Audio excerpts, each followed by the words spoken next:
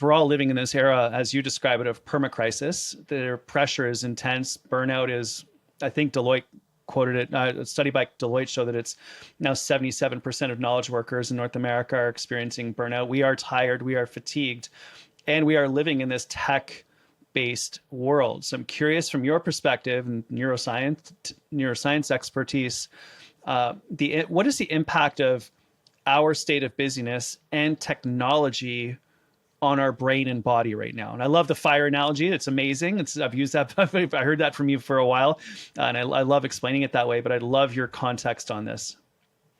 Yeah, I mean, I don't think there's a greater issue of this moment in time more than the issue of our relationship with technology. Will we use it to serve our health, well-being, our creativity, our innovation, which is a choice?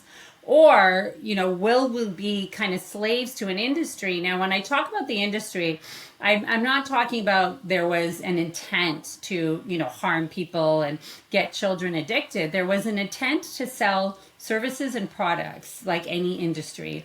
And there was a discovery that if we manipulate or bring in features that can impact the human brain's dopamine pathways, then more people will use our products. It was very similar to sugar, right? The food industry found out that sugar sells more, and so there was more sugar added into foods, whether directly, obviously, or indirectly. And now we have an obesity, diabetes problem epidemic, especially in North America. So very similar analogy.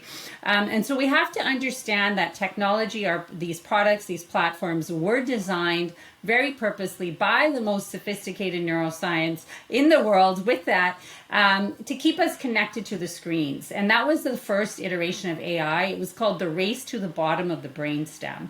Hmm. That was a common term within the industry. This next iteration of AI is being called the race to intimacy, meaning it's about not just keeping us on the screens, but people kind of figured out that there has this addiction potential. The race to intimacy is about when you think about chatbots and AI. Right now, 7 out of 10 students are going to AI, ChatGPT in particular was the study, to ask personal questions before a mentor or teacher or a parent. And that's what I'm talking about is we don't realize that AI also is designed embedded with this. So the more we use these these platforms, let's say Chat or Gemini, the more data they get, the more power, the more money they make. But it's about coming to AI before any other activity or person in our lives. So I think that's just the premise to understand what's happening. And that's why tech use is linked.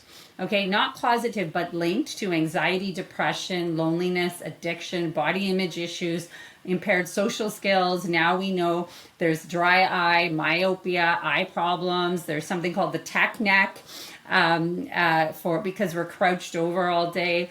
There's connections with the melatonin dysregulation and diabetes and heart disease, and now even cancer. So tech is not all bad. It's great. It's why we're talking today, why I'm moving today. But we have to understand the history and where we are. And the analogy really is food, and that was the premise of the tech diet that I presented. What impact is this having on adolescents and our children and our schools? Yeah, so the human brain, it doesn't fully mature till 25, as you know, right? Mid 20s. And so when we think about the human brain, there's multiple layers. The last layer is the cortex. We are Homo sapiens. Sapien means thinking. This is our thinking brain. So young people under 25, and the younger they are, they don't have that layer fully developed, so they're more vulnerable to the addiction, the persuasive design, to the tech stress, the FOMO, the fear of missing out, comparing your life to others, all of that, just like they're more vulnerable to eating sugar, right? We see kids, they love sugar, and parents are trying to tell them, limit it, but their brain doesn't have that self-regulation, and they just go, you put a bag of sugar, it's pretty hard for them. So that's what we're seeing right now. And in schools, we're seeing attention fragmentation, which is, if you're checking your phone, even during lunch, even, a child asks to go to the bathroom, and if they quickly check Snapchat or what have you, it takes a minimum of 22, 23 minutes to recenter. We're seeing cyberbullying, we're seeing disconnection, like I said, social skills, kids having a hard time seeing each other and talking in real life, so social anxiety is going up. I gave a webinar recently on this term called virtual autism, symptoms that look like autism but really are early screen use, excessive screen use. Thankfully, they rebound from neuroplasticity when you remove the screens. So teachers are facing burnout. They are telling me it's really hard to teach in this environment. Thankfully, we're seeing countries around the world looking at this issue and bringing in common sense policies, limiting tech in schools. I don't like the word ban, but it's such an important issue for this generation. I've been trying to think about it in terms of intention, not compulsion, deliberately, intentionally using technology to elevate our lives. But when I notice myself compulsively doom scrolling through social, then it's like hard stop. I've really worked hard to keep my 15-year-old from having any social media access, and does have one of the platforms, and we make sure she's only connected to a few people. It's still problematic. I've got a 10-year-old boy. We're really working hard to keep him away from games and certainly away from all social. He keeps asking for various different things like, no. We're battling, we're fighting against this tide. And it's not the easiest thing to do as a parent, but I know how important it is because I've seen no research that shows that social media improves mental health in teenagers. I've seen no evidence that gaming improves mental health in boys, especially those who with some ADD and ADHD predisposition. So I think that it's a challenge, but I think it's an important one for us to address. Yeah, absolutely. And people are overwhelmed. And so I'll present the tech diet to you because it was my attempt to try to figure this all out. And when I was speaking around the world on the Dolphin Parent, the number one question was, what about tech? How much time should my 10, 12, 15-year-old be on? And when you think about that, well, 5 minutes of FaceTiming a grandparent is wonderful, but 5 minutes of live streaming war or watching pornography or bullying or hate is awful. So we have to go beyond time and understand that every life experience is metabolized, just like our food is metabolized. So I came up with the tech diet, and I said there's generally 3 categories of tech. There is toxic tech that releases cortisol, stress hormones, and that is tech that is, hate, bullying, addiction, but also sleep deprivation, sitting too long, that blue light exposure. So we just want to avoid the toxic tech. There is the junk food tech. It's like snack food, right? It's mindless. It's eating a bag of chips. There's not a lot of nutritional value.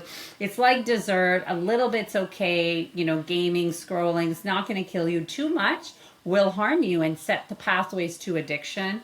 And that tech releases dopamine. Dopamine is the sugar of the life diet, or the tech diet. Then there's the healthy tech. That this is a tech we want to consume. We want to guide young people to use. And it's tech that leads to the 3 C's, which are any tech that leads to self-care. So counting your steps, your sleep apps, your mindfulness, your breathing, goes on and on. Tech that leads to community, this kind of platform, we're connecting, we're talking. And tech that leads to creativity or learning, like a master class, so much online information that's healthy and positive.